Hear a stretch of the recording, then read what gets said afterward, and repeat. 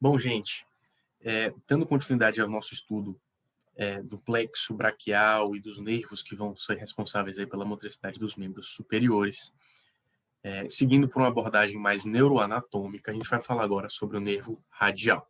Né? Seguindo essa sequência de aulas, a gente tinha visto o nervo axilar, nervo musculocutâneo, agora a gente vai falar do nervo mais posterior do braço, que é o radial.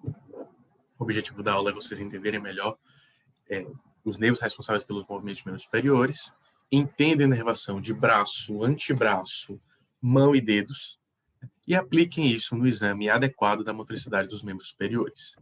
Lembrando aí que o nervo radial sai do cordão posterior do plexo junto com o nervo axilar. O axilar não chega a entrar no braço, ele fica a nível de axila, né? Enquanto os outros nervos entram no braço e o radial deles é o mais posterior. Bom, e aí quais são os movimentos pelos quais o radial é responsável? No cotovelo, os movimentos são de extensão e de supinação. Supinar. No punho, extensão e adução. Ele ajuda aí na adução do punho. Também ajuda na abdução, de certa forma. Dos dedos, pela extensão na articulação metacarpofalangiana, esse movimento. E também é responsável por abdução do polegar e flexão do polegar. Então, ó, extensão, flexão do polegar, tá? E abdução, adução. Então, ele é responsável pela extensão, voltar para o lugar, certo? E pela abdução. Esse movimento aqui. Bom, o que é importante aí do radial? É que ele abriga raízes de todo o plexo. Então, para a formação do radial, ele tem raiz de C5, C6, C7, C8, T1.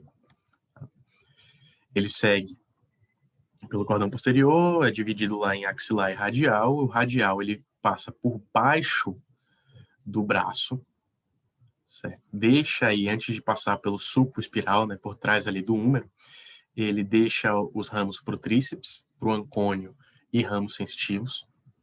Ele segue para dar uma inervação aí para músculos que vão fazer movimentos do cotovelo e parte aí de movimentos do punho. Ele segue e aí ele vai se dividir, tá, em um ramo superficial sensitivo, nessa região posterior da mão aqui, tá? Nessa região, com áreas de inervação autônoma dele, e um ramo profundo, tá? Que é o nervo interósseo posterior, que é um ramo motor. Tá? E aí que vai dar evasão para a inervação de músculos responsáveis aí pela supinação, extensão de dedos, extensão e abdução do polegar. Aqui é uma outra representação da mesma coisa, né? Como eu falei, ele sai do cordão posterior, já deixa ramos para tríceps e ancônio para fazer a extensão do cotovelo, e já deixa ramos sensitivos de inervação cutânea posterior do braço e do antebraço. Passa pelo sulco espiral, que é um sítio que a gente vai ver em que ele é propenso à lesão, e deixa ramos para nervos que vão fazer aí a flexão do cotovelo e extensão do punho. Eventualmente também para supinação do cotovelo. Finalmente, ele se divide em um ramo superficial, sensitivo, e vai ter um ramo profundo, que é o nervo interósseo posterior, porque o radial é posterior, né, que vai inervar aí, principalmente, músculos responsáveis pela extensão na metacarpofalangiana e extensão e abdução do polegar. Essa aqui é uma imagem, ó, do axilar, né, saiu do cordão posterior, o axilar veio para cá, na axila mesmo, o radial entra no braço posteriormente, passa pelo sulco espiral, que é essa região aqui, tá, e vai passar pela parte lateral do braço, onde ele vai se ramificar em uma parte superficial e uma parte profunda. A gente pode ver aqui nessa imagem. E aí, o primeiro lugar em que ele pode ser lesado é na axila. Então, a lesão clássica é o paciente que está em uso de muleta, né? Que foi antes dele mandar qualquer ramo. Então, ele perde todas as funções. Ele perde a extensão do cotovelo, ele perde a extensão do punho, tanto na parte radial quanto ulnar. Ele perde a extensão dos dedos na metacarpofalangiana, ele perde a função de supinação, perde as funções no polegar de extensão e abdução, e tem perda sensitiva na região autônoma dele, que é essa região posterior da mão aqui, próxima ao polegar. Bom, depois da axila, ele vai entrar na região do sulco espiral, que a gente falou que é um outro lugar em que ele é suscetível à lesão. Mas aí, antes de entrar nesse lugar, ele deixou os ramos que vão inervar o tríceps, com as raízes C6, C7, C8, que é o grande músculo responsável pela extensão do cotovelo, junto com o músculo ancônio, que é esse pequenininho aqui, que também tem as mesmas raízes. E, além disso, ele também deixou o ramo, né, cutâneo posterior do braço e cutâneo posterior do antebraço, esses aqui de verde. E essa porçãozinha aqui menor também. Ele, então, pode ser lesado aqui quando ele entra no sulco espiral. A função que vai ser poupada é justamente a extensão do cotovelo. Todos os outros movimentos de extensão do punho, dos dedos na metacarpofalangianas, de supinação e a sensação nessa região vão ser perdidos. E aí, como eu falei, depois do sulco espiral, é onde ele vai deixar os ramos, né, para braquiorradial e extensor longo radial do carpo e supinador. Eventualmente, o supinador é antes da divisão, às vezes ele é depois da divisão. Tá? E em alguns casos mais raros, ele também inerva o braquial, que em geral é do nervo músculo cutâneo, como a gente já falou. Tá? Nessa porçãozinha aqui, então, em que a gente está conversando. Então, aqui, eventualmente, inervação do braquial, raiz C5, C6, flexão do cotovelo. Predominantemente do músculo cutâneo, tá? A gente não valoriza esse exame como coisa do radial. É só uma curiosidade que eu trouxe para vocês. O bráquio radial, que é responsável pela flexão do antebraço em posição semipronada e pela supinação, sempre, tá? Mas principalmente com o braço estendido. Tá? Mas sempre faz a supinação também, o bráquio radial. C5, C6. E ele também é responsável aqui pela inervação do extensor longo radial do carpo, também C5, C6, e é o músculo que faz parte aí dos músculos que estendem o punho. A gente vai ver daqui a pouco quais são os outros músculos que também são do radial. E por último, nesse segmento, a gente tem o supinador, que é de raiz C6, C7, responsável pela supinação do cotovelo.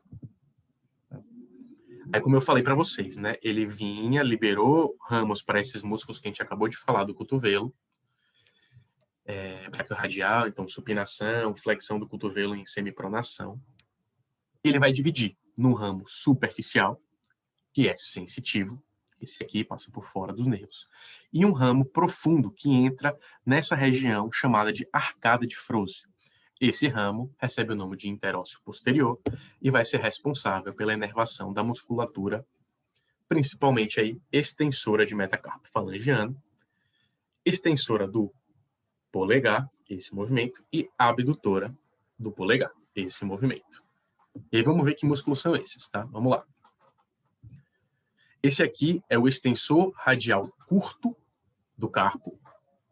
Eu já tinha falado do longo anteriormente, esse aqui agora é o curto. Esse aqui é o extensor dos dedos, extensor digitorum, C8. E aí ele faz a extensão das metacarpofalangianas. O extensor do dedo mínimo, aí vai fazer esse movimento específico para o dedo mínimo. Você testa da mesma forma, você pode só isolar o dedo mínimo, né?